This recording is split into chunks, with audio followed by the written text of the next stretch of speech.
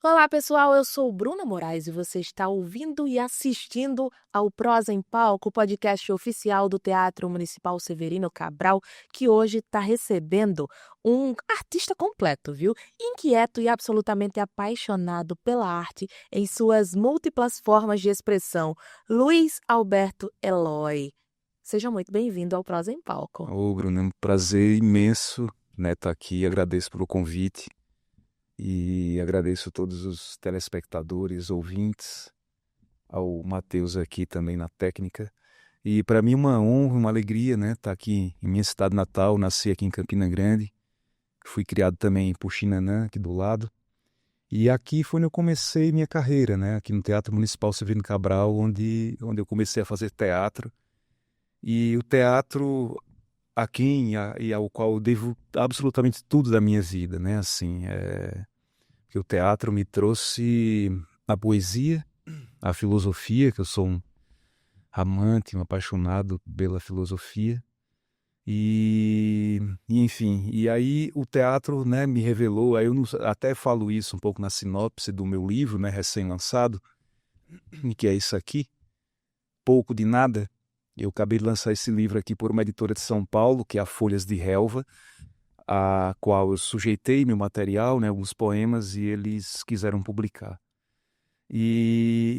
Na sinopse do livro eu comento disso, né, até que ponto um ator que se fez poeta ou um poeta que se fez ator, né? Mas assim, o palco, o teatro, foi que me revelou isso, assim, fundamentalmente, né?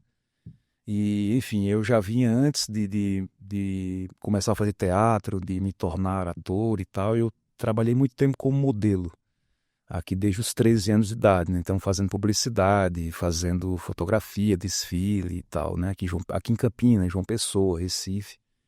Até que aos 17 eu comecei a fazer teatro. E aí não consegui sair mais desse Seu primeiro universo. contato com o teatro foi aos 17 anos. Aos 17 anos. Como é que foi esse início de tudo?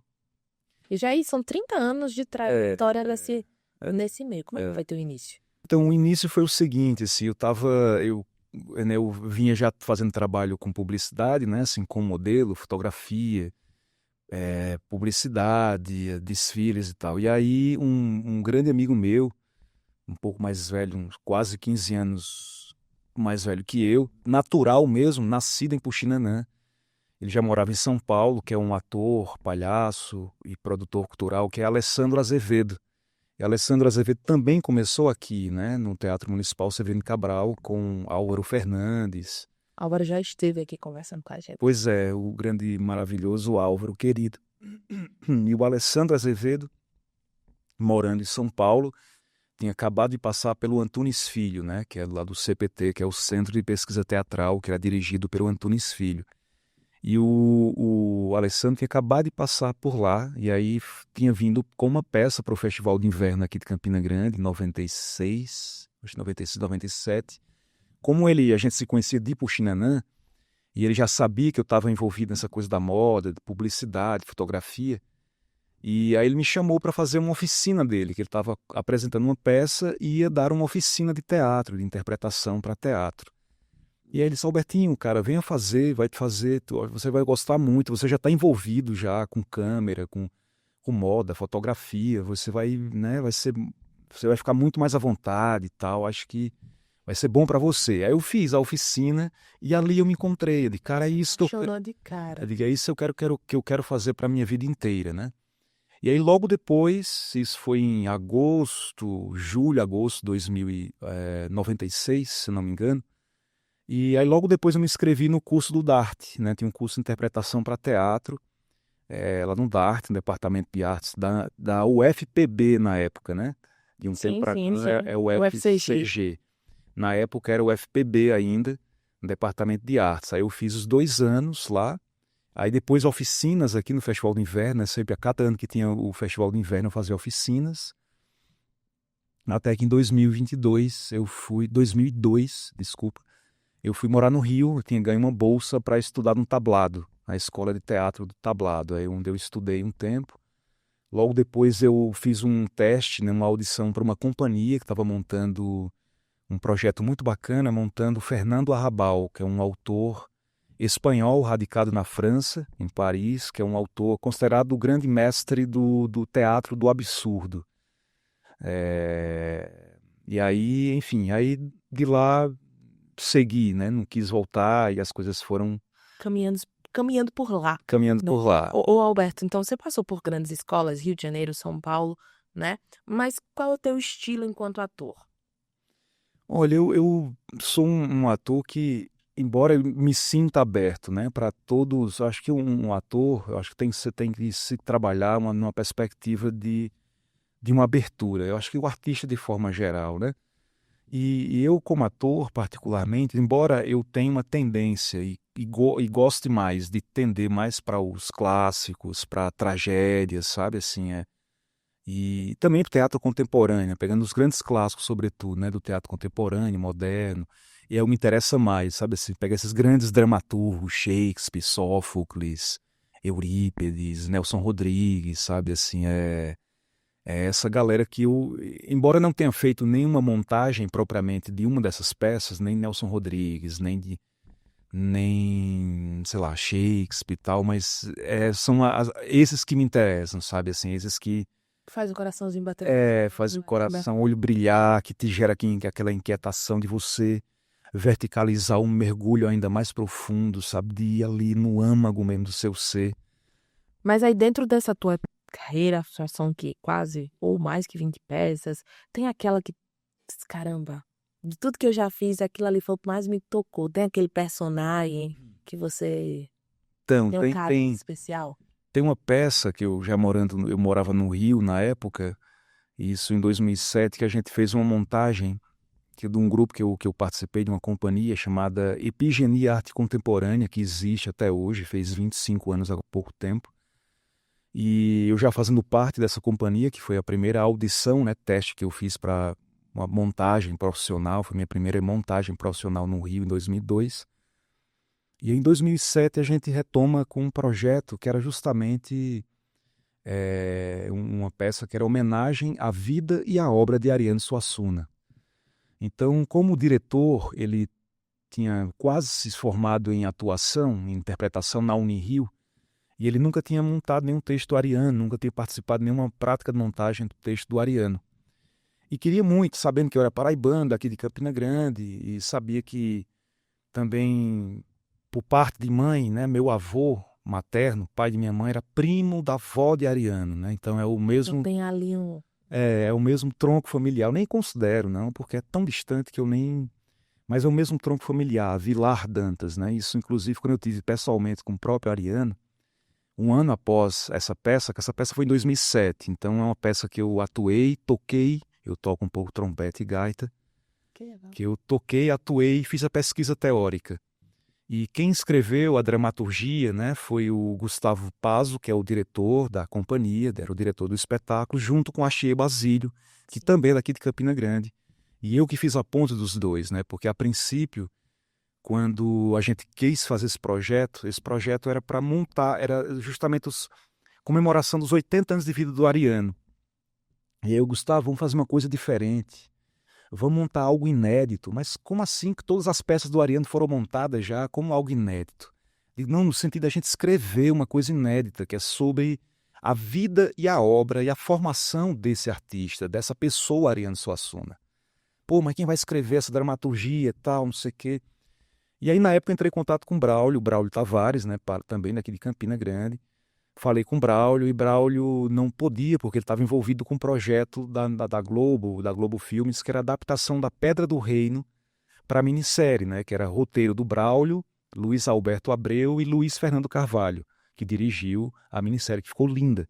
Então o Braulio não podia. E é de que agora aí o Gustavo Pazzo, que é o diretor, vamos escrever nós dois, Alberto, e tal, de cara, eu até escrevo, mas minha escrita nunca foi direcionada para o teatro, nunca, infelizmente, quem sabe um dia. Então, minha escrita nunca se deu, né, pensando nessa perspectiva dramatúrgica, criar personagens, né. Daí, eu aceito entrar na pesquisa teórica, atuar, tocar e estar na pesquisa teórica, no dramaturgismo, digamos assim, mas escrever propriamente não. Mas eu tenho uma pessoa que eu posso te indicar embora ele não seja dramaturgo, seja poeta, é um bom poeta, e ele conhece muito a obra do Ariano. Aí foi quando eu indiquei o Astier e fiz a ponte do Gustavo Paso, do diretor, com o Astier. Então esse foi o espetáculo que deu mais projeção assim à companhia na época. E assim, um projeto que eu participei que foi um projeto grandioso, assim, porque foi um Uma figura tão sucesso importante, né? de uma figura tão importante na nossa cultura, no Brasil, no Nordeste, né, um paraibano.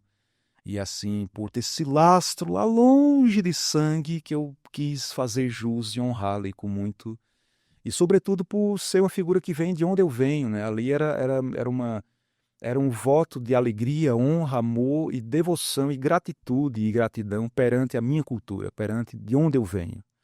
Então, assim, eu no meu silêncio, no meu trabalho, quieto, e cara, aqui eu não vou permitir que ninguém tenha mais domínio do que eu sobre esse assunto, sobre esse universo. Eu sou o único paraibano no elenco de 15 atores e atrizes. E assim, Tem que ter propriedade, né? é, No que estava fazendo, no que estava exatamente. falando, né? Porque ali é um pouquinho seu Sim, também, né? Um sim. pouquinho da sua história, de alguma forma. E foi um processo lindo, assim, foi muito intenso e ao mesmo tempo muito doloroso, porque a gente tinha conseguido aprovar o projeto no CCBB, no Centro Cultural Banco do Brasil, só que a gente conseguiu aprovar o projeto sem ter um nome, alguém, um ator de nome famoso, né, e tal, para fazer o personagem Ariano. Então, até conseguir um ator mais renomado, mais famoso, eu fiquei fazendo o Ariano. Durante 2 meses, me foi dado para eu segurar o personagem, porque quando a gente foi recebendo o texto, é natural no trabalho de mesa, você reúne todo o elenco e a gente vai fazer uma leitura do texto, discutir o texto. E aí depois o diretor vai conversar com cada ator e cada atriz para dizer, ó, Bruna, você que melhor leu tal personagem, você leu também bem esse aqui, mas quem você quer estudar? Então ele conversava com cada ator, com cada atriz, para perguntar e dizer, ó, você leu melhor tal, mas quem você quer estudar? E aí quando o diretor veio falar comigo, ele tinha pedido para eu ler o personagem do Antônio Conselheiro, que a gente fazia referência, né, do Lado dos Sertões, e o Ariano. Aí eu disse, claro que eu quero fazer Ariano. Aí ele disse, então fica estudando o Ariano até a gente ter alguém de nome, porque a produção do CCBB continuava pressionando que tivesse um ator de nome, mesmo tendo aprovado. Já completo ali, É. aprovado, mas E precisava. precisava, porque assim, se a gente não tivesse um ator de nome, a gente ia ficar com 200 mil para o projeto. Se a gente tivesse um ator de nome, ia para 450 mil. Então a gente conseguiu fechar em 450 mil sem ter o ator de nome. Então eu poderia ter feito. Só que ele continuava pressionando, pressionando, pressionando. E nisso eu fiquei 2 meses fazendo o personagem. A, Há um mês da estreia, o diretor veio falar comigo, Alberto, é o seguinte, a gente não tem ator de nome ainda e a gente vai estrear com você. Até agora eu não te dirigi, não trabalhei propriamente com você, mas eu vi que você tá com tudo, né? Tá dando, né, assim. Pronto, ali E o que é que você acha disso? Não, mas eu tô trabalhando para isso. Se você não tá me dirigindo, é problema seu, mas eu tô fazendo o meu trabalho, porque é isso que eu escolhi para minha vida. E como eu falei para você, isso aqui representa todo um povo. Não é só a mim, não. É a minha cultura, é de onde eu venho. É essa figura que representa um povo, uma cultura que é talvez aqui a mais característica do que seja mais representativo do que se pensa Brasil. Com toda a gama, né, de encontros culturais étnicos aqui, né, desde os africanos aos mouros, os árabes, ciganos, holandeses, franceses, né, além, claro, nosso substrato maravilhoso, né, acho que a base de tudo isso que é a nossa cultura dos povos originários, que aqui também estão e estavam naquele período. Então, eu, sabendo disso, né, que poderia não estreá-lo com esse espetáculo, eu ainda assim continuei fazendo. E depois o que me restou para mim, quando eu me vi sem o personagem do Ariano, porque finalmente conseguiram. ficou no. Aí quem veio para fazer o Ariano, o personagem Ariano, que é o personagem principal, era o que dava nome ao espetáculo, chamado Ariano. Quem fez foi um ator querido, gente boa demais, pernambucano de Recife, que é o Gustavo Falcão. O Gustavo Falcão surgiu junto de três figuras que acabaram ganhando uma projeção maior, né? Assim, no sentido de mais fama e tudo mais. Mas que é tão grandioso ator quanto os outros três, que são, na época, eles surgiram com a peça A Máquina, dirigido pelo João Falcão, que era o Wagner Moura, Vladimir Brist, Lázaro Ramos e Gustavo Falcão. Eram esses quatro que faziam. Dali os quatro se projetaram, sobretudo os três, né? Wagner, Vladimir e o Lázaro. Mas o Gustavo Falcão, depois que eles estrearam a peça, fizeram um filme. Aí ele protagoniza o filme, faz cenas maravilhosas com o grandíssimo Paulo Altran. Enfim, e agora, né, 2027, o próximo ano, se vivo estivesse, Ariano faria 100 anos. Então a gente eu estou dando quase que um spoiler aqui. Adoro quando vem spoiler aqui no podcast. Que praticamente pouquíssimas pessoas sabem, assim, eu estou colocando aqui para vocês, mas a gente está no estado que ele nasceu, né? Ariano, acho que vale a pena para o povo paraibano, para todos os ouvintes, telespectadores que acompanham aqui o podcast. Então a gente quer retomar esse projeto, né? Torcendo que CCBB ou, né, o Centro Cultural Banco do Brasil ou outra instituição abraça esse projeto, que aí seria uma comemoração aos 100 anos do nascimento do Ariano com essa peça, Ariano. E aí, possivelmente, o Gustavo Falcão faria também o Ariano, mas aí eu já entraria, porque eu falei, quando o diretor falou comigo, há pouco tempo, aí ele disse, Gustavo, é o seguinte, tu já sabe qual é o personagem que me interessa fazer. Cara, primeiramente, Ariano.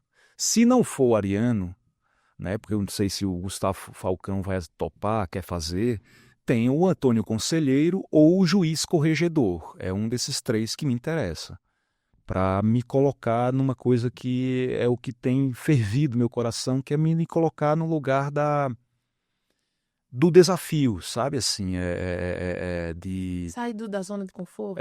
Sabe, me desafiar e trazer, cara, eu já trilhei um caminho que eu quero esses grandes personagens agora, para eu me colocar nesse lugar do risco, sabe, da visceralidade, sabe, assim, de personagem que eu acho com que eu já vivi nesses 23 anos fora, né, o que eu já estudei, li, sobretudo a vida, né, acho que é a maior escola, assim, se pode ter. Então eu quero esses desafios, sabe, de me colocar em personagens que pedem mais do meu espírito, sabe, assim, do meu intelecto, da minha artisticidade, do meu ser, sabe, então é esse lugar. Coisa boa aí, né, já lá para 2027? Para 2027, tomara que a gente consiga aprovar esse projeto aí para voltar aqui. A gente já vai ficar na torcida, porque coisa boa a gente tem que torcer para dar certo. Ô, Alberto, mas além da atuação, você, como a gente começou o podcast dizendo aqui, você é um artista multifacetado, né? Você passeia aí pela publicidade, passeia aí pela música de alguma forma. Conta pra gente como é trabalhar essas diversas linguagens de arte. Então, isso, né, como eu te falei no início, né, que a poesia me chegou através do teatro, né? Mas lembrando de uma professora que eu tive no Estadual da Prata, que eu acho que quando eu estava fazendo... Foi aluno do Estadual da Prata? Foi, eu estudei no Estadual da Prata e teve uma professora queridíssima, que eu até pus aqui nos agradecimentos do livro, o nome dela. Ninfa Macedo, era uma professora que eu tive. Dona Ninfa, mãe de Moribe Macedo, de Mauê. São meus colegas. Conheço Mauê, é meu amigo. Dona Ninfa, que tá um pouquinho, né, um pouquinho doente. Eu gostaria de visitá-la. Ela tava, se eu não estou enganada, na última vez que eu conversei com Mauê, ela tava com um probleminha de Alzheimer. Então ela estava sendo cuidada pelos filhotes aí. Olha. Mas uma pessoa excepcional, compartilho da sua mesma... Eu tive a boa sorte, né, assim, de encontrá-la, né, no meu caminho lá no Estadual da Prata. Haja visto também, porque eu também, de certa maneira, de onde eu venho, no sentido, no núcleo familiar, né, meu irmão mais velho, Eduardo Luiz, Dudu, são quase 18 anos, né, de diferença, né, assim como minhas irmãs, meus irmãos, Robson, que é músico também, compositor. E Dudu foi, assim, eu fui, desde muito pequeno, ele me carregou muito junto com ele, né? E eu com 8, 9 anos, então eu fui uma criança pré-adolescente, criança pré-adolescente, muito meio de adultos. E esses adultos que eram amigos dele, a maioria eram artistas, ou era artistas plásticos, né? Josafá de Oroz, Luiz Barroso, Dilson Rocha, Batista, Ângela Cirne. Então teve muita gente que eram artistas plásticos, aí o pessoal do teatro, amigos dele que eram da música, do teatro, então professores universitários. Então era a criança que estava circulando nesse meio, então era ouvindo sobre literatura, sobre filosofia, sobre cinema, sobre música, né? E o que eu ouvia também. Então foi a criança que foi tendo essa oportunidade, né? E essa dádiva de ter a oportunidade de já de pequeno escutar Miles Davis, Mozart, Chet Baker, Caetano Veloso, João Bosco. Então isso foi me formando, isso foi dando um grande substrato ao meu ser. E essas figuras todas eu tenho uma verdadeira respeito, profundo respeito e admiração. E de tal maneira que o trabalho que eu faço, né, assim, como locutor, narrador, fazendo um trabalho direcionado para a produção de audiolivro, né? Você estava contando para a gente aqui já, antes da gente começar o podcast, ele estava falando dessa experiência que tem sido enriquecedora, né? Sim, super, super. E voltando um pouquinho, Bruna, só para te contextualizar, né, no sentido de que esse meio familiar de amigos foi que me foi trazendo, me dando esse substrato artístico, intelectual, espiritual, até que quando eu estou estudando no Estadual da Prata, que a professora Ninfa era minha professora de língua portuguesa, aí um dia ela me chama para conversar, né? Eu era comportado, adorava as aulas dela. Eu disse, cara, o que foi que eu fiz, né, para a Ninfa me chamar desse jeito? E eu fiquei, cara, pensando o que é que eu tinha feito, né? E eu sem saber o que foi.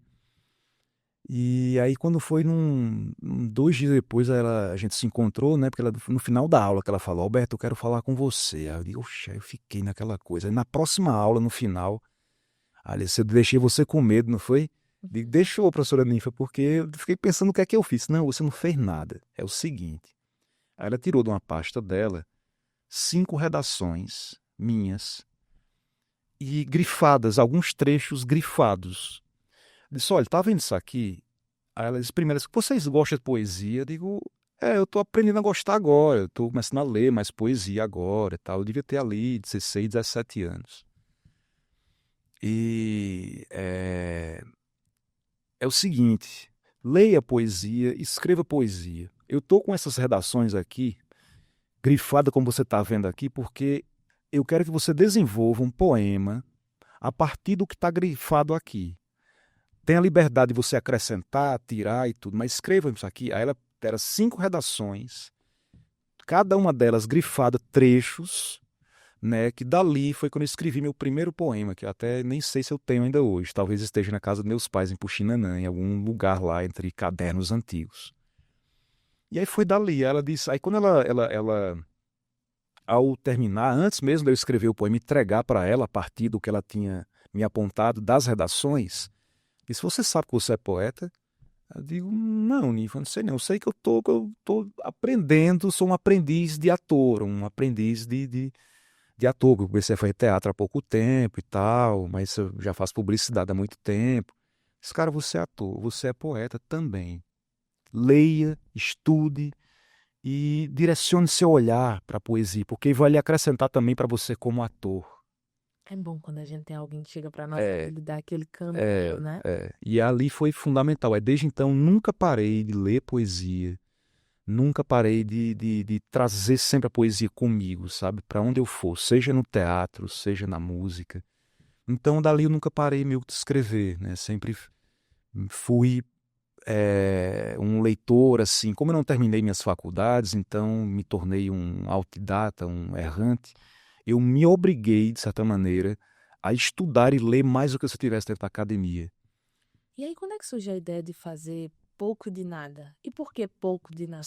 Então, e aí pronto, aí nisso, né, vindo a poesia através da Ninfa, aí esses amigos, esse núcleo, né, daqui de Campina Grande, com esses amigos também artistas e tudo, aí depois continuei fazendo trabalhos como modelo, né, publicidade, desfile, foto para outdoor, essas coisas. E aí depois veio a música, já bem tardiamente, quando eu já morava no Rio, num projeto de moda que não deu certo, que me chegou o trompete, né? Porque eu fui vendo que eu tenho um irmão que é músico, compositor, Robson Base, e Robinho, pelo acesso da música, tinha com as cordas, né? Violão, guitarra, baixo, mas que eu tentasse aprender não foi a minha. Aí eu fui percebendo que minha história é com sopro, que ele tocava gaita também, toca ainda um pouco, e aí eu comecei a pegar na gaita, aí comecei a brincar, fazer uns blues com ele, aí eu comecei a, né, a também, cara, eu preciso também dedicar mais à música. E aí em 2006, 2005, no Rio, num projeto de moda que não deu certo, mas cujo figurinista e estilista desse projeto tinha um trompete que me jogou na minha mão, e eu fiquei louco, de cara, vou estudar música, não sei o quê. Aí eu comprei um trompete novo e me inscrevi num Conservatório Brasileiro de Música, onde eu estudei 8 meses para aprender a técnica, ler a partitura um pouquinho. Parei de estudar, né? Porque, enfim, sem tempo, sem grana para investir, era meio um pouquinho caro. Mas nunca deixei de pegar no instrumento. Hoje em dia Então eu ainda toco, toca. toco todo dia, na minha limitação, mas eu me dou esse presente da música, A sabe? música é meio que um refúgiozinho ali. É, também, sabe assim, eu digo, um dia eu pretendo retornar, porque a música, é uma parada, tal como as outras artes, é de uma seriedade profunda. Então, cada um desses ramos eu tomo com muita seriedade, com muito cuidado e respeito, sabe? Porque cada um é um universo imenso e inesgotável, né? Inesgotável, né? Você vê o teatro, a poesia, os grandes mestres da poesia, né? As poetisas, assim como a música. Eu tenho um verdadeiro a música para mim, assim, para você ver, meus 3 grandes deuses assim da música, Mozart, Bach e Beethoven, né? Essas 3 figuras, Realmente. né? Assim, cara, são os ícones maiores, assim, porque ali, cara, o que eles querem, o que eles fizeram, assim, é tão absurdamente genial e tão absurdamente lindo, sabe? E aí é isso, tentei, né, vendo que essas coisas se amalgamavam, se conversavam, se ajudavam também ali, né? Mas quando falei, com devido rigor, com devido disciplina, porque a gente tem que ser muito disciplinado, ter muito rigor e sobretudo paixão, sabe? O amor do amador, Isso sabe? vale muito, né? É, Se você não gostar daquilo que você faz, não, é. não tem muita lógica, não. E aí, Bruno, você me pergunta, né, agora do livro, do porquê, né, do pouco de nada, do porquê de vir, né, finalmente à tona esse livro. E, cara, eu preciso agora me mostrar agora o poeta profissional, né, que é quando a gente lança um livro, né. Mas eu posso me chamar de fato de E, cara, eu posso me chamar de fato de poeta, né. E aí, assim, como eu já são quase 30 anos, né, me dedicando também à escrita, tá escrevendo, e direcionar meu ser, minha escuta, meu olhar, meu coração, meu espírito para a vida, para o que há de mais solar e vital, mas com a devida coragem também de olhar o feio, de olhar o sombrio, de olhar o terror, para que, tendo como referência e escola, de certa maneira, o nosso Augusto dos Anjos, assim como Baudelaire, Rimbaud. Os Anjos. Você é de lá até Toda. E aí, Augusto dos Anjos, já fui lá naquele tamarindo tão famoso tamarindo. Augusto dos Anjos é de Sapé. Sapé, Lá. que massa. Tem inclusive, eu não sei se você já chegou a visitar, se não tá por aqui. Aproveita, tem um memorial muito bacana, que é onde viveu Augusto dos Anjos, onde tinha um tamarindo. Tá lá, eles conservaram tudo. Casa da ama de leite dele. Vale muito a pena dar um Eu passeio por lá e quero. conhecer. Então Pra eu você, enquanto poeta, vale Aham. muito a pena. Eu passei por lá no domingo passado, domingo agora o outro. A gente estava indo aqui de Campina Grande para Bahia Formosa, que eu cheguei de São Paulo dia 29. Vocês deram uma entradinha lá por Aí Sapé. passou por Sapé, aí meu irmão comentou, Alberto, eu digo, né, eu sei que é daqui de Sapé, né, que na época chamava Pilar, eu acho, né, quando ele morava. Mas tem uma região que é Pilar também. É uma região É de Sapé, né? Não é de Sapé, mas é como se fosse assim, dois municípios, Exato. né? Mas é próximo, Aham. não é tão longe, não. E Augusto dos Anjos, né, como essa coisa do ator, né, do teatro, essa coisa de você, e também a poesia, eu sou uma figura que tenho muito textos memorizados, né, e tenho 2 que eu guardo com muito carinho minha memória e coração, que são 2 poemas do Augusto dos Anjos, A Ideia, e o Versos Íntimos, né, tão conhecido. Pedir pra ouvir versos íntimos. Pode, Voz, então, sim, pronto, sim. pra gente dar aquela. Sim. Escutar um pouquinho do. Então, com muita honra, né, aqui um poema, talvez um dos mais conhecidos, né, Bruna, do Augusto dos Anjos, né, que é Versos Íntimos.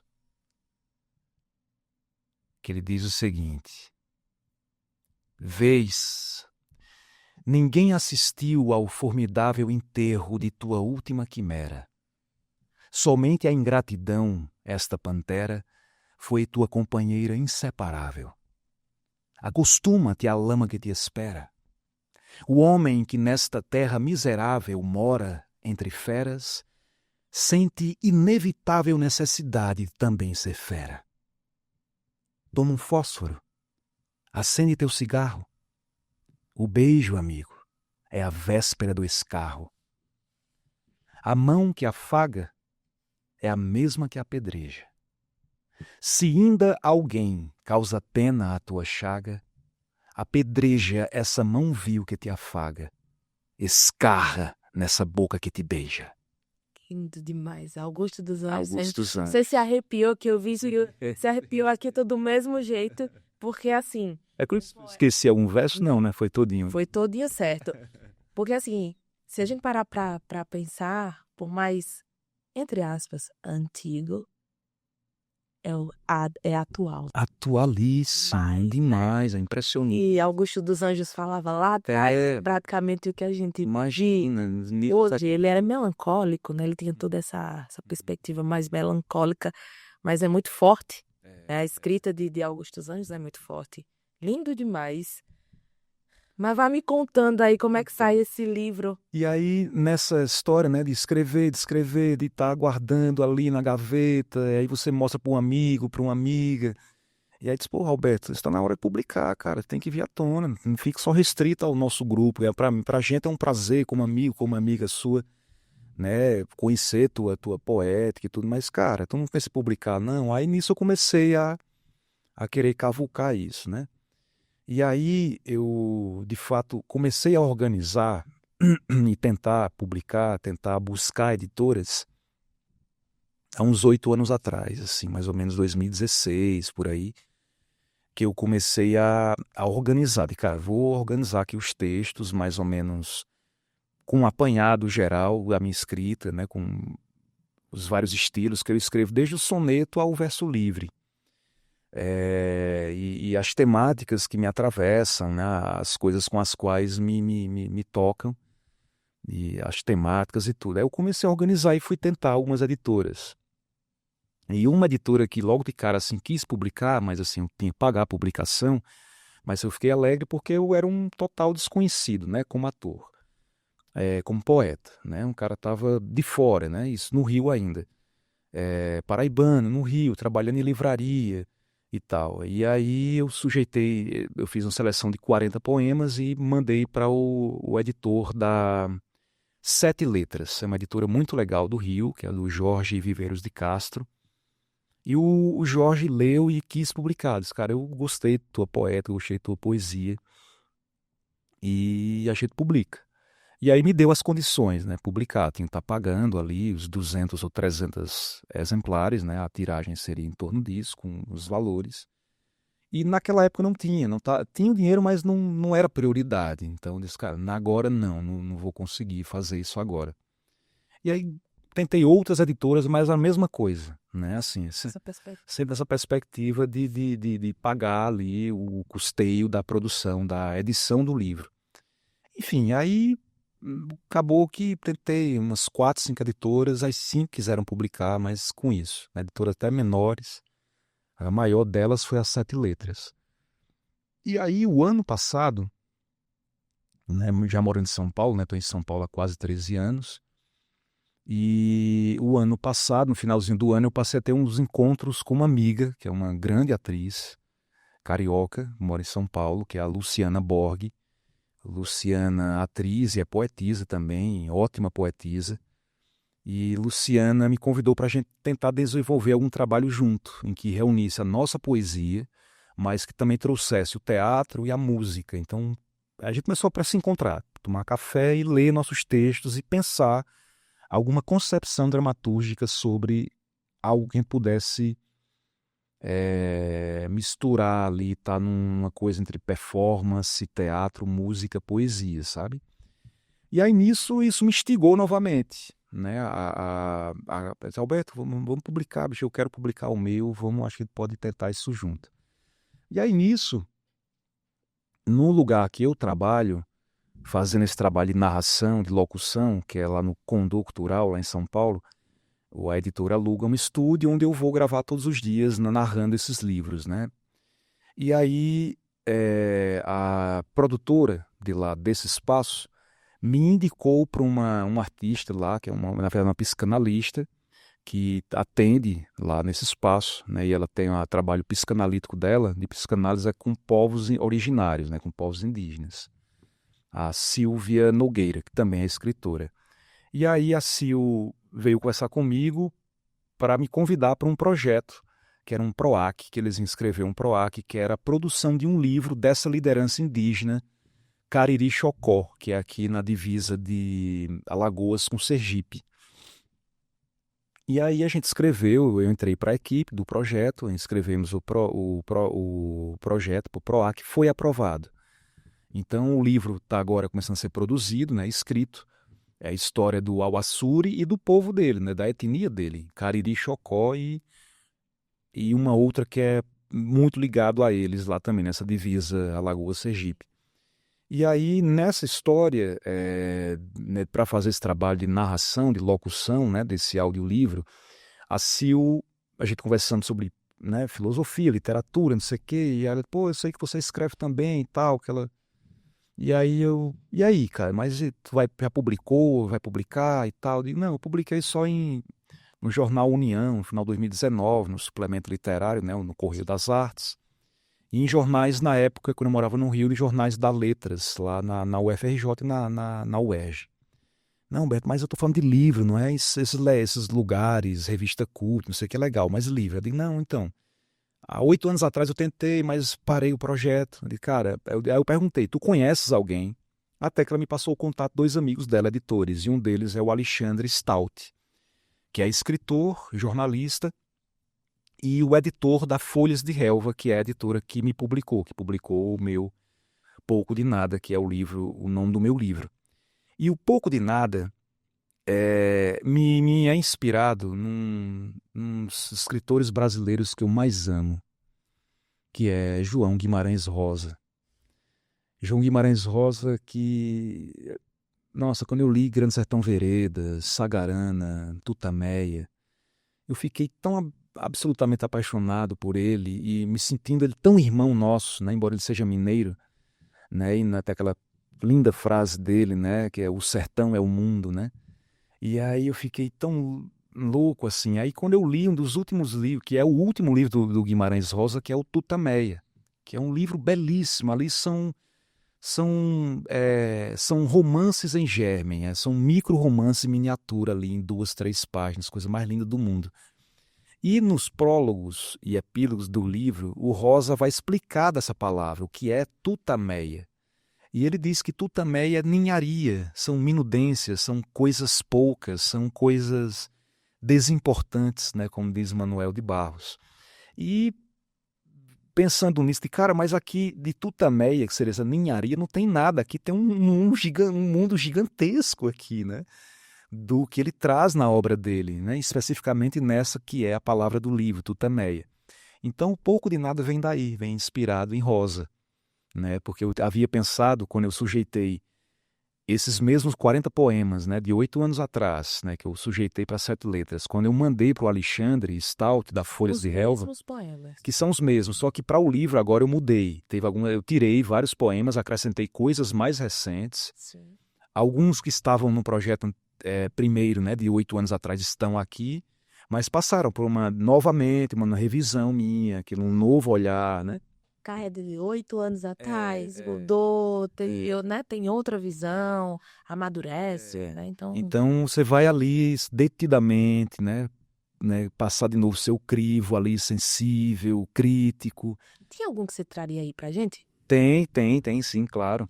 Já vou explorar também, né? Então, vai sair daqui, depois de Augusto dos Anjos, a gente tem que ouvir um pouquinho. Eu vou falar um poema aqui que eu gosto muito, que meu irmão até fez uma música dele, mas não é nem esse que eu vou ler para vocês aqui. Cadê? Deixa eu olhar.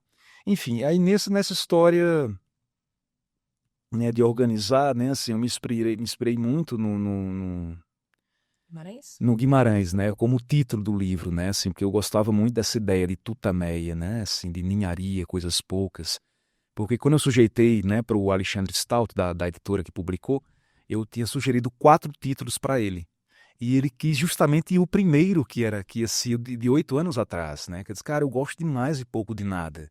Aí eles, cara, por isso, isso e isso, porque outro seria minudências poemáticas, um terceiro agora que eu não me lembro, mas eram coisas que eles, cara, Alberto, eu acho meio empolado, cara, eu acho que, não sei não, E não pouco de nada. tem tanto, assim, né? Tem tantas vertentes, tanto conhecimento, até E aí já foi com chique esse. demais. Esse aqui é um soneto, né, que é chamado Lance de Dados, que é assim.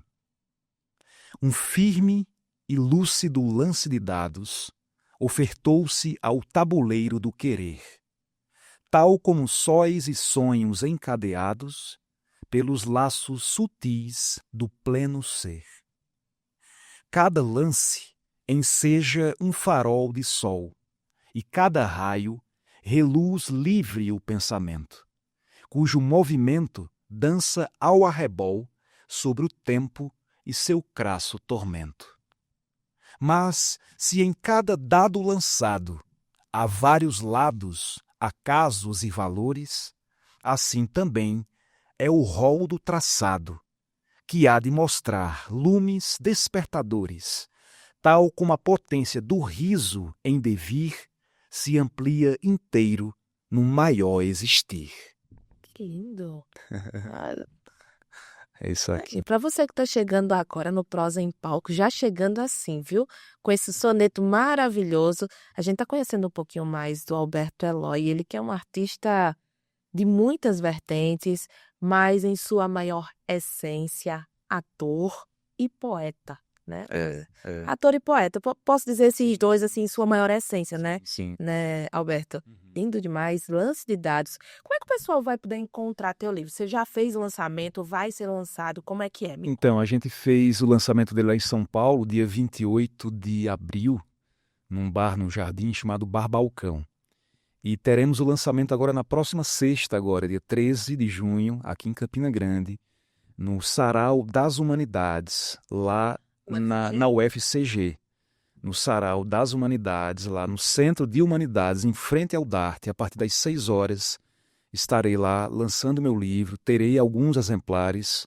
Eu estou, em média, só com uns 19 ou 20 aqui. Mas as pessoas podem. Mas, sim, elas podem adquirir diretamente no site da editora. Ah, perfeito. E o site da editora é www.editorafolhasderelva.com.br. Perfeito. Não é Folhas de Relva Editora, você consegue pedir lá e vai trazer aqui no seu endereço. Nosso papo não terminou, Alberto, mas se você quiser, já adiantando aí, manda tuas redes sociais para o pessoal acompanhar, saber mais do teu trabalho enquanto poeta, enquanto ator, porque a gente ainda vai conversar um pouquinho mais. Mas onde é que o pessoal pode saber mais de você? Então, vocês podem me seguir, né, ver um pouco mais do meu trabalho, do que eu venho desenvolvendo nesse tempo todo, né, desde que saí daqui de Campina Grande, né, e tendo passado pelo Rio e São Paulo já há quase 13 anos, então pode me acompanhar lá pelo Instagram, que é Alberto Eloy, _art, né, @Alberto Eloy, _art. Eloy Ou com Y. Eloy com Y no final. E Facebook também, né, Alberto Eloy. E, enfim, tem um pouquinho desse moço, não é um pouquinho, tem um pouquinho de nada. um pouquinho de nada. Tem um Então pouquinho de nada por lá. né, tem poemas meus, tem fotos de peças que fiz, tem trechos de livros que eu narrei, né, fazendo esse trabalho de locução, narração de audiolivro, e fotos de muitas performances que eu tenho feito nos últimos 8 anos, assim, 7 anos para cá, que é com fotógrafo, né? Como eu falei, eu sou, né, esse lance do ator, do modelo. Um pouquinho de tudo. Um pouquinho de tudo. E aí, assim, eu tive a boa sorte de encontrar pessoas maravilhosas em São Paulo, grandes fotógrafos. É outro mundo também. É um mundo de muita de abertura para quem sabe aproveitar São Paulo e o sempre oferecer, muito, né? muito, muito, E aí fui convidado, né, assim, para performar, né, para sessões de fotografia. Então tem um grande fotógrafo de São Paulo, tem um trabalho maravilhoso que é o Gal Opido. O Gal Opido é fotógrafo, arquiteto, artista plástico, desenhista, músico, toca no grupo Rumos com a Nausete e Luiz Tati. E o Gal, ele dá uns cursos de fotografia, chamado Luz Marginal. Então já de um tempo que a gente se conhecia, e esse meu estilo, né, meio... Alguns brincam comigo que eu sou um samurai nordestino, um samurai paraibano, né? Gente que acha que eu sou descendente de indígena, que eu sou descendente de japonês, que tem os olhos puxados. Puxinanã. Pois é, de Campina Grande e Puxinanã. E aí o Gal, né, assim, vendo minha figura, meu estilo, as roupas que eu uso e tal, me chamou para fazer sessões de foto com ele, né? E é um grande prazer, assim, porque quase sempre ele se inspira num filme e no fotógrafo daquele filme, por exemplo. Há um mês e pouco atrás, a gente fez uma sessão que era inspirado no filme do Coppola, chamado O Fundo do Coração, que é um filme de 82, é um filme que quebrou o Coppola. Ele faliu, quebrou o estúdio dele, que era o Zoetrope. E aí eu fiz, né, quase sempre ou com outros performers, bailarinos, atores e atrizes, ou normalmente com uma atriz ou performance. Aí nessa UPA que eu fiz foi com a Paula Laufer, que é uma gaúcha. E, enfim, e aí tá lá, nesse material, eu confesso que eu não sou tanto postar muita coisa. Você vai entrar lá, devo estar há pouco mais de 2 anos, no máximo 3 no Instagram, não tem nem 100 postagens. Porque... Mas aí dá para saber um pouquinho. Mas dá para saber sim. E sempre, assim, desde então que eu criei, então todo e qualquer trabalho que eu venha fazer, seja no audiovisual, né, ligado ao audiolivro, na fotografia, com o teatro, com a música, eu sempre Tem um divulgo pouquinho lá. lá. Né, nos stories, então vou sempre, como hoje, por exemplo, né, vou colocar lá que fui entrevistado aqui maravilhosamente Deus do céu, que honra pela pra mim. Bruna, aqui tem na técnica aqui o Matheus, e na casa onde eu comecei, né, e isso para mim é de uma alegria. Legal, né? Assim, a gente passa, muitas pessoas já passaram aqui no Prosa em Palco, a gente tá na nossa segunda temporada aí. São quase 2 anos, né, Matheus? Quase 2 anos aí com uma galera passando por aqui. Mas como o Teatro Municipal fez parte da vida de tanta gente, de tantos artistas das suas diferentes vertentes, né? Cantores, músicos, artistas plásticos, atores. Então, como essa casa é importante, tem aí sua marquinha na vida dessas pessoas. Nossa, aqui foi e é e continuará, e espero que por séculos a fio, sabe, seja esse grande celeiro, esse grande arcabouço, esse grande ninho e esse grande fomentador, sabe, das artes. E, enfim. Alberto, vamos falar de cinema? Vamos. Afinal, tem curta pra gente falar, né? Vento Sussurrante. Fala um pouquinho mais pra gente. Então, pois é, isso também, né, assim, esse ano vindo, né, porque a cada ano eu venho para Paraíba nesse período, né, antes eu vinha em outras épocas e tudo, cara, eu quero ir em junho, porque aproveito um pouco do São João, que eu amo. Já chegou aí no Parque do Povo? Eu vou hoje é o primeiro dia eu vou, hoje eu dar uma passadinha lá e até o final, né, eu quero ir mais vezes. E aí, esse ano, né, eu digo, né, o ano passado, né, assim, quando eu vim, quando eu venho, eu sempre dou um toque para algum amigo, amiga que trabalha com produção, né? Às vezes se envolve com produção de cinema, de publicidade. Eu digo, gente, eu vou estar na cidade durante um mês. Caso, porventura, tenha alguma coisa que vocês saibam que me encaixe, por favor, será uma alegria, um prazer imenso estar aqui na minha cidade, fazer um trabalho, seja com cinema, seja publicidade, com teatro. Lembrando que é um período de um mês, 40 dias. Se preciso for ficar mais tempo, a gente vê essa possibilidade, né? Porque também tem meus trabalhos lá para São Paulo, meu apartamento tá lá, contas, essas coisas tá lá, né? E dessa vez coincidiu, né? Assim, finalmente eu vi, né? Assim, visitar minha família, de recarregar minhas mais profundas baterias afetivas, espirituais. E tá lançando meu livro aqui, né? Dia 18 também a gente lança lá em João Pessoa, no bar Depois da Esquina, dia 18, em João Pessoa. E também gravar um curta-metragem a convite da Ju Lima, né? Juliette Lima, Ana Juliette Lima, mas ela assina como Ju Lima. Ela vai dirigir, é o primeiro curta dela que ela vai dirigir, é o primeiro trabalho de cinema como diretora de cinema, né? ela escreveu o conto e a partir do conto que ela escreveu, ela desenvolveu o roteiro com a Cassandra Bizai, Que já né? esteve aqui com a gente falando da vida artística dela também. Pois é, a Cassandra Bizai escreveu o roteiro a partir do conto da Ju Lima, então as duas escreveram juntos o roteiro. A Cassandra Bizai vai atuar comigo, né? Ela vai ser vai protagonizar comigo o curta.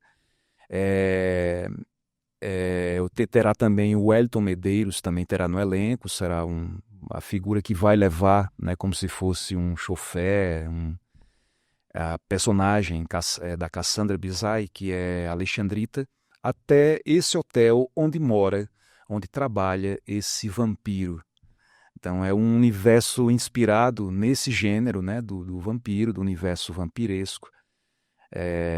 Então eu serei o Leon, que é essa figura que trabalha num hotel, que receberá uma hóspede, que é a Alexandrita, interpretada pela Cassandra Bizai, que fará essa personagem, que é uma escritora, é uma artista, uma escritora que está em crise criativa, está em momento ali de buscar inspiração, então ela está, né, com esse bloqueio criativo, ela quer romper esse bloqueio e voltar a escrever. E ela quer justamente, né, buscar lugares, buscar uma atmosfera, né, uma ambiência que dê esse estalo nela, né, que dê esse start nela para ela desbloquear esse caminho e escrever. E daí ela vai para esse hotel que trabalha essa figura, que é essa figura que já traz isso, né, já tem esse vampiro, essa figura que está à procura desse ser, que será esse amálgama, que será essa pessoa que ele esperou por anos, décadas, séculos a fio. E quando ela chega, ele tem certeza que é ela.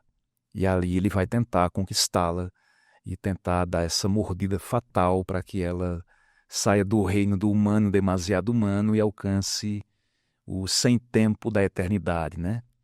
E é isso, a gente gravaremos aqui em Pocinhos. Eu já ia perguntar, né? Quando é que vai ser essa produção? Como é que vai ser? Então já está em fervilhando total. As meninas estão agora, a Ju Lima, que é a diretora, também produtora.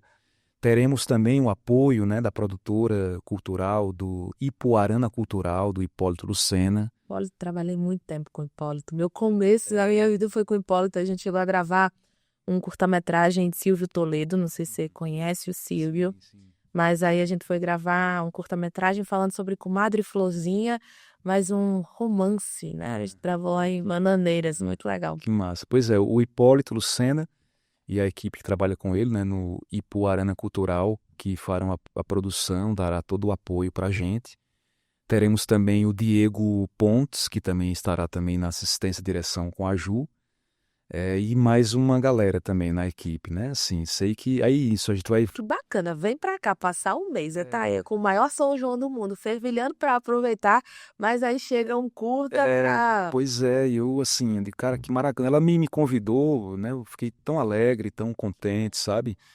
Porque há tempos que eu quero furar essa bolha, sabe? Assim, Bruna, do cinema, né? O teatro eu considero a minha casa. É de onde eu venho e para onde eu quero nunca deixar de voltar, sabe? Assim, é para minha, Seu é a minha cantinho, né? base, eu devo tudo ao teatro, mas assim, eu sou uma pessoa que amo muito o cinema e tenho muita, muita, muita vontade de fazer cinema. Que de certa maneira eu quero fechar um ciclo que começou com meu pai. Meu pai está com 91 anos, Luiz Eloy. E meu pai, em Puxinanã, na década de 60, em 63, ele fez com que uma antiga igreja velha, que tinha ficado desativada porque criaram uma igreja nova em Puxinanã, e aquela igreja velha, ele fez com que ali se tornasse um cinema. Ele falou com um padre para dali, tinha aquela nave gigante, aquele paredão gigante para projetar o filme, tinha as cadeiras da igreja que ficou lá. E ele disse, mas rapaz, mas não dá certo, não tem um projetor, não tem equipamento. Não, eu tenho material. O padre deu ok, papai comprou os projetores, de rolo ainda na época, e funcionou 2 anos e meio lá em Puxinanã, na Igreja Velha. Depois passou a exibir em Areal e Montadas. Então ali, termina, papai era açougueiro, agricultor, homem do campo, então ele só fazia feira aqui em Campina Grande, na Feira Central, E depois, no sábado, ele ia para o cinema no Capitólio. Ele era louco por cinema. Então, os filmes de Grande Otelo, Mazzaropi. Então você tem nas suas raízes, você tem se o sangue correndo na veia, você já tem essa, Sim, essa vertente artística de alguma forma, né? sim, muito forte, que meu pai, meus pais, minha mãe também, mamãe gostava muito de cantar, eles adoram dançar, a gente sempre foi desde pequeno, assim, papai até hoje recebe, quando tem seresta, baile em Puxinanã, ele recebe convite em casa, ele muitas vezes abria os bailes, sabe, seresta, sabe, ele é um exímio dançador de bolero com mamãe, sabe, então assim, a dança, a música, sabe, assim, né, assim, são muito próximos a mim, né, assim, e a toda a minha família, né, meus irmãos e irmãs. E aí o cinema era o que me faltava, assim, né, eu tinha feito um curta-metragem em Brasília em 2021, quando eu fui fazer um curso de cinema em Brasília, tinha feito um curta também com direção de Romero Azevedo na época, que tinha feito o curso no DART, né, em 2000, 99, 2000, uma coisa assim. Romero que comanda a Mostra de Cinema do Festival de Inverno. Pois é, e grande Romero. Fazendo 50 anos, inclusive, né? Vale a gente fazer essa menção ao Festival de Inverno, um dos festivais mais antigos. Se eu não estou enganado, o mais antigo do Nordeste. Então, é um festival que resiste aí por muito, muito Muito tempo. tempo. E teve esse festival por ter começado a fazer teatro, né? Como eu te falei no início com o Alessandro Azevedo, da oficina que eu comecei, e de peças, de grupos que eu vi, que eu digo, nossa, eu vi aquilo, nossa, é isso que eu quero fazer, é incrível, que ficava maravilhado, né? Desde as montagens de teatro, como as de dança, enfim, tudo que Eneida e outros diretores, né, Hermano José conseguiu com muita resistência, com muita garra, manter nesse festival, manter esse teatro, manter para a população campinense, para a população paraibana, né, enfim, essa referência nacional que você falou, né, que foi o Festival de Inverno. E aí é isso, a gente vai gravar o curta em Pocinhos e também terá algumas cenas internas aqui em Campina Grande, né? Tem previsão aí para esse curta ficar pronto? A gente provavelmente começa a gravar já na próxima semana ou mais tardar na outra, né? Para que gravando, e aí tem esse tempo, né? De produção, agora está em pré-produção, aí depois a gravar e tudo mais para depois ter edição.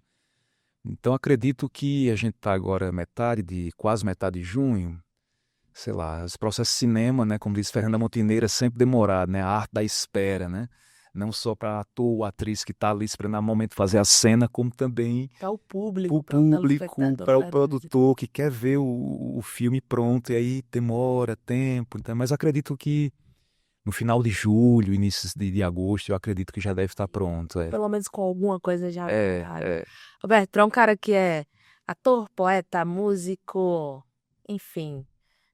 Já contou aí livro novo sendo lançado em Campina Grande, em João Pessoa, curta para ser gravado. O que é que a gente pode esperar desse artista para o futuro?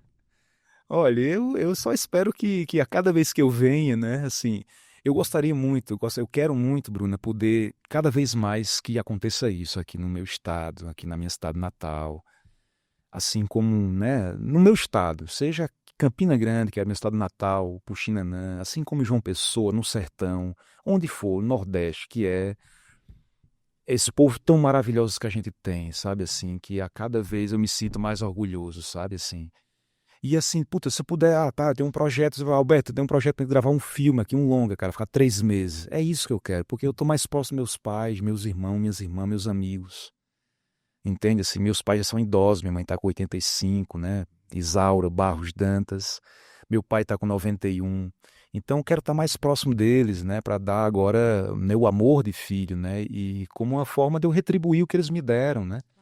No que a mim, as minhas irmãs, meus irmãos, né? Então, estar aqui e assim, e coincidindo de estar também trabalhando, fazendo filme, cinema, teatro, entende? Assim, eu quero com esse trabalho de locução, né, através da leitura, poder também, assim, porque a gente vive num país que se lê cada vez menos, e isso me preocupa muito, muito, muito. Eu sou um voraz leitor, eu sou uma completa enlouquecido, apaixonado pela leitura.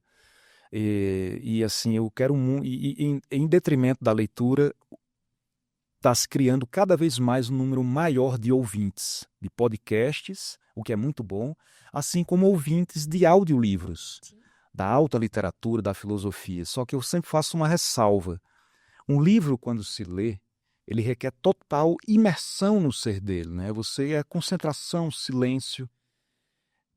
E o audiolivro, normalmente as pessoas que eu vejo muito põem um audiolivro, tá lavando a louça, tá dirigindo. E assim, não dá para você, por exemplo, Sentir como deveria. sentir. Olha, eu não sei você, Alberto, mas eu gosto disso aqui, eu gosto de pegar. Né? Tem muita gente, sabe, no celular, eu vou ler um livro no celular, eu vou ouvir, eu gosto do pegar, eu gosto do livro fez, Também. eu sei que as coisas se modernizam, que tudo muda com o tempo, né? São novos leitores, são novos tempos, mas eu gosto do físico, eu gosto do cheirinho. Eu gosto do cheiro do livro também, essa coisa tátil, palpável, sabe? Eu gosto. Gosto. E assim, aí eu sempre saliento, né, para amigos, quando pedem indicação, Alberto, pô, tu narrou tal livro, narrei, não, que eu quero indicar para meu sobrinho, para minha sobrinha, para meu irmão, nananã. Aí eu digo, não, ótimo, incentivo, é uma primeira entrada e mais uma forma de entrada, né? E eu não sei até que ponto posso dizer se é mais democrático ou não, porque o livro, infelizmente, continua muito caro no país. Ainda continua sendo muito elitizado as artes, o que nos entristece. O que, ao mesmo tempo, me põe a mim, pessoalmente, com o dever de eu tenho que ir cada vez mais em direção ao povo, em direção ao público, em direção ao ouvinte, ao telespectador, entende? Assim, uma coisa que eu gosto demais, uma coisa que eu vivi no teatro, sobretudo em festivais de teatro que eu participei, que era, após a apresentação, o elenco vir inteiro novamente ao palco para ouvir as pessoas. As pessoas quiserem perguntar coisas, ouvir, cara, como foi isso daquela cena, como vocês construíram, como é que fez, como surgiu esse projeto, que eu acho que o ciclo se fecha, uma pedagogia maior se dá de uma maneira muito mais suprema, muito mais sublime, sabe? Fazer o espectador, a espectadora mais partícipe da feitoria da obra. Isso é no teatro, na dança, na música. Um show, Chico César gravou um disco, tal, vai lançar. Pô, convida, né? Esse tipo de trabalho que você desenvolve aqui lindamente, Bruno, um podcast, aproxima mais o ouvinte, né? De entender como é que se deu. Né? Porque o consumidor final é o público. No final, conta, né? Assim, a resposta do público faz diferença para a evolução de uma obra. Sim, Isto vale, né? sim, sim. Então, assim, para mim é muito, muito grande, muito satisfatório, muito alegria imensa, sabe, assim, de vir estar aqui publicando meu primeiro livro, de gravar esse curta aqui a convite da Ju Lima, com a Cassandra Biesar, e espero que a cada ano isso aumente, sabe, assim, porque, como eu te falei, é o teatro, é a poesia e o cinema que eu quero muito fazer, sabe, ter a oportunidade de, sei lá, trabalhar com esses grandes diretores que a gente tem aqui no Nordeste, né, do Kleber Mendonça, do Wilton. O pessoal de João Pessoa também está fazendo umas coisas muito bacanas, sabe? Do movimento cinema aqui com o Hipólito.